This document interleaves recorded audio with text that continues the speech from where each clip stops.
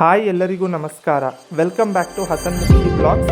So ಇವತ್ತಿನ ಈ ಬ್ಲಾಗ್ನಲ್ಲಿ ಪೂರಿ ಉಬ್ಬಿ ಬರಲ್ಲ ಅಂತ ಎಲ್ಲರೂ ಕಂಪ್ಲೇಂಟ್ ಮಾಡ್ತಿರ್ತಾರೆ. ಸೊ ಉಬ್ಬಿ ಬರುವಂಥ ಪೂರಿನ ಹೇಗೆ ಮಾಡೋದು ಕ್ರಿಸ್ಪಿಯಾಗಿ ಅಂತ ತೋರಿಸ್ಕೊಡ್ತಾ ಇದ್ದೀನಿ.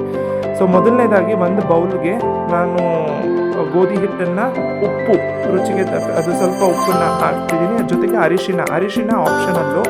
ಇದ್ರ ಜೊತೆಗೆ ನೀವು ಏನು ನೀವು ಗೋಧಿ ಹಿಟ್ಟು ತೊಗೊಂಡಿರ್ತೀರ ಆ ಪ್ರಮಾಣಕ್ಕಿಂತ ಒಂದು ಸ್ವಲ್ಪ ಅಂದರೆ ಈಗೇನು ನಾವು ತೊಗೊಂಡಿದ್ದೀವಿ ಒಂದು ಬೌಲಷ್ಟು ಗೋಧಿ ಹಿಟ್ಟು, ಅದಕ್ಕೆ ಒಂದು 2ರಿಂದ 3 ಚಮಚದಷ್ಟು ಸೂಜಿ ರವೆ ಆಗಿರ್ಬೋದು, ಎನಿ ರವೆ, ಸಣ್ಣ ರವೆನ ಹಾಕಿ ಮಿಕ್ಸ್ ಮಾಡ್ಕೋಬೇಕು ಮೊದಲೇ. ಸೊ ನೀರು ಬೆರೆಸೋಕ್ಕೆ ಮುಂಚೆನೇ ಇದಿಷ್ಟು ನೀಟಾಗಿ ಮಿಕ್ಸ್ ಆಗಿರಬೇಕು. ಸೊ ದಟ್ ಆ ರವೆ ಏನಿದೆ ಕ್ರಿಸ್ಪಿನೆಸ್ ಕೊಡುತ್ತೆ.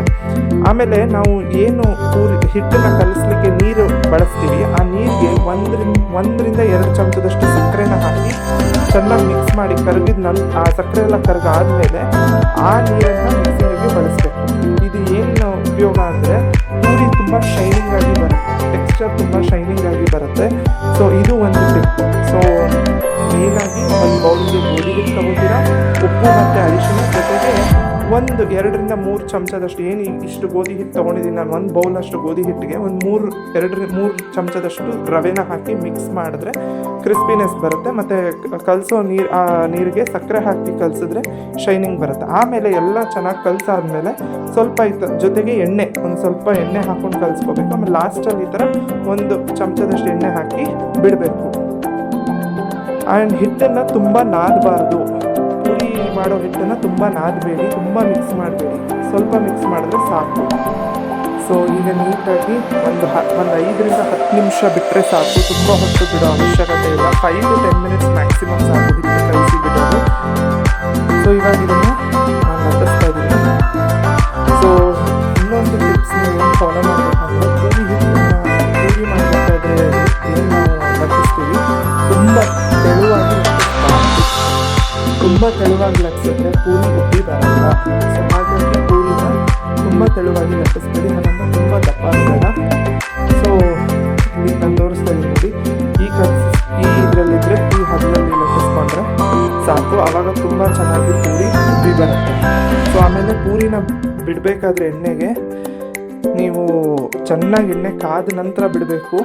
ಸೊ ಆವಾಗ ಮಾತ್ರ ಈ ಥರ ತುಂಬ ಚೆನ್ನಾಗಿ ಉಬ್ಬಿ ಬರುತ್ತೆ. ಸೊ ಎಣ್ಣೆ ಚೆನ್ನಾಗಿ ಕಾದಿರಬೇಕು. ನೋಡಿ ಎಷ್ಟು ಚೆನ್ನಾಗಿ ಉಬ್ಬಿ ಬರ್ತಾ ಇದೆ. ನೀವು ನೋಡ್ತಾ ಇರ್ಬೋದು ಪೂರಿ ಟೆಕ್ಸ್ಚರ್ ಕೂಡ ತುಂಬ ಚೆನ್ನಾಗಿ ಬಂದಿದೆ, ಶೈನಿಂಗ್ ಆಗಿ ಮತ್ತು ಕ್ರಿಸ್ಪಿಯಾಗಿ ಬಂದಿದೆ. ಸೊ ಈ ಶೈನಿಂಗ್ ಆ್ಯಂಡ್ ಕ್ರಿಸ್ಪಿ ಬರಲಿಕ್ಕೆ ಕಾರಣ ಮಿಕ್ಸ್ ಮಾಡುವಂಥ ನೀರಿಗೆ ಹಾಕಿದಂಥ ಸಕ್ಕರೆ ಮತ್ತು ನಾವು ಬಳಸಿದಂಥ ರವೆ. ಸೊ ಇದೆರಡು ಕೂಡ ಮೇಜರ್ ಟಿಪ್ಸ್. ಸೊ ಆ್ಯಂಡ್ ಲಟ್ಟಿಸ್ಬೇಕಾದ್ರೆ ನಾವು ಹೇಗೆ ಲಟ್ಟಿಸ್ತೀವಿ ಅನ್ನೋದು ಕೂಡ ಬಹಳ ಮುಖ್ಯ. ಸೊ ನೀವು ನೋಡ್ತಾ ಇರ್ಬೋದು ಗರಿಯಾಗಿ ಬಿಸಿಯಾದ ಪೂರಿ ರೆಡಿಯಾಗಿದೆ. ಸೊ ಈಗ ಇದನ್ನು ನಾವು ಸರ್ವ್ ಮಾಡ್ತಾಯಿದ್ದೀವಿ. ಸೊ ಮೇಜರ್ ಟಿಪ್ಸ್ ಏನು, ಒಂದು ರವೆನ ಬಳಸೋವಂಥದ್ದು ಮತ್ತು ಮಿಕ್ಸ್ ಮಾಡೋ ನೀರಿಗೆ ಸಕ್ಕರೆ ಕರಗಿಸಿ ಹಾಕುವಂಥದ್ದು. ನೋಡಿ ಎಷ್ಟು ಸಾಫ್ಟಾಗಿ ಬಂದಿದೆ ಅಂತ. ಮತ್ತು ಲಟ್ಟಿಸ್ಬೇಕಾದ್ರೆ ತುಂಬ ತೆಳುವಾಗಿ ಲಟ್ಟಿಸ್ಬಾರ್ದು ಮತ್ತು ಚೆನ್ನಾಗಿ ಎಣ್ಣೆ ಕಾದ ನಂತರ ಪೂರಿನ ಬಿಡಬೇಕು. ಸೊ ಸಾಗು ಜೊತೆ ಸರ್ವ್ ಮಾಡೋಕ್ಕೆ ರೆಡಿಯಾಗಿದೆ ಪೂರಿ. ತುಂಬ ಚೆನ್ನಾಗಿ ಬಂದಿದೆ, ಸಾಫ್ಟಾಗಿ ಕ್ರಿಸ್ಪಿಯಾಗಿ. ನೋಡ್ತಾ ಇರ್ಬೋದು ನೀವು ಎಷ್ಟು ಚೆನ್ನಾಗಿ ಬಂದಿದೆ ಅಂತ. ಸೊ ಎಲ್ಲರೂ ಟ್ರೈ ಮಾಡಿ ಹೇಗೆ ಬಂತು ಪೂರಿ ಅಂತ ಕಮೆಂಟ್ ಸೆಕ್ಷನ್ ಮುಖಾಂತರ ತಿಳಿಸಿ. ಮತ್ತು ಯಾರೆಲ್ಲ ಹಸನ್ ಮುಖಿ ವ್ಲಾಗ್ಸ್ನ ಸಬ್ಸ್ಕ್ರೈಬ್ ಮಾಡಿಲ್ವೋ ಪ್ಲೀಸ್ ಡೂ ಸಬ್ಸ್ಕ್ರೈಬ್. ಧನ್ಯವಾದಗಳು.